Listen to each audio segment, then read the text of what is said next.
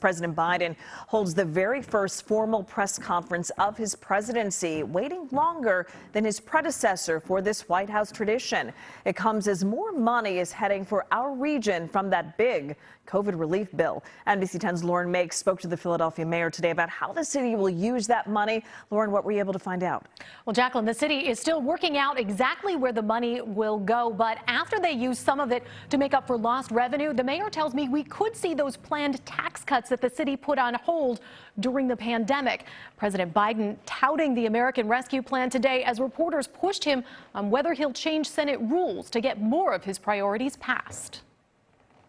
How far are you willing to go to achieve those promises that you made to the American people? President Biden today in the first formal press conference of his administration, taking questions on what he'll do and how he'll go about getting things done. I've been hired to solve problems, not create division. Republicans, though, have criticized his first big piece of legislation as too expensive and not all COVID related.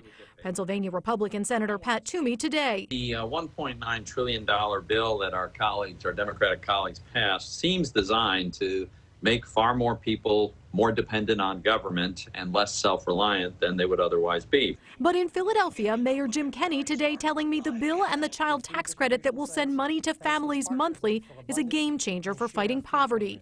The bill also helping the city's budget with more than $1 billion. I do want to caution this money will not pave our streets with gold. We still have 2 or 3 years of a struggle left. But Mayor Kenney says the money will first plug budget holes, then help restore services. And as for those roads, he's aiming to include more street paving and sweeping in this year's budget. We're going to start street sweeping, which is what we promised to do at the end of last term, beginning of this, and we were unable to do that. So we have dollars in there to do street sweeping. The region also getting money to help residents get vaccinated. The White House today announcing $50 million heading to a dozen community health centers in the city. President Biden today also setting a new goal for vaccinations, $200 million in his first 100 days, double the initial goal already reached. The president asked today about the situation along the country's southern border and whether families send unaccompanied children across the border to the U.S. because they believe he'll take them in. The idea that I'm going to say, which I would never do, if an unaccompanied child ends up at the border, we're just going to let him starve to death and stay on the other side.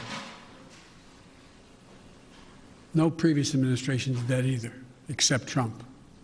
I'm not going to do it. President promising transparency and a chance for reporters to see conditions where children are being held. But when pressed by NBC's Kristen Welker. Just to be clear, how soon will that be, Mr. President? I don't know, to be clear. Now, we are fact-checking the president's comments today. Talking about the border, President Biden claimed that an overwhelming majority of people coming across the border and a vast majority of families crossing were sent back.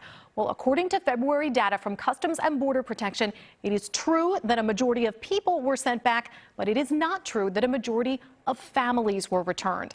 Data shows less than half of families were sent back last month. That's in February.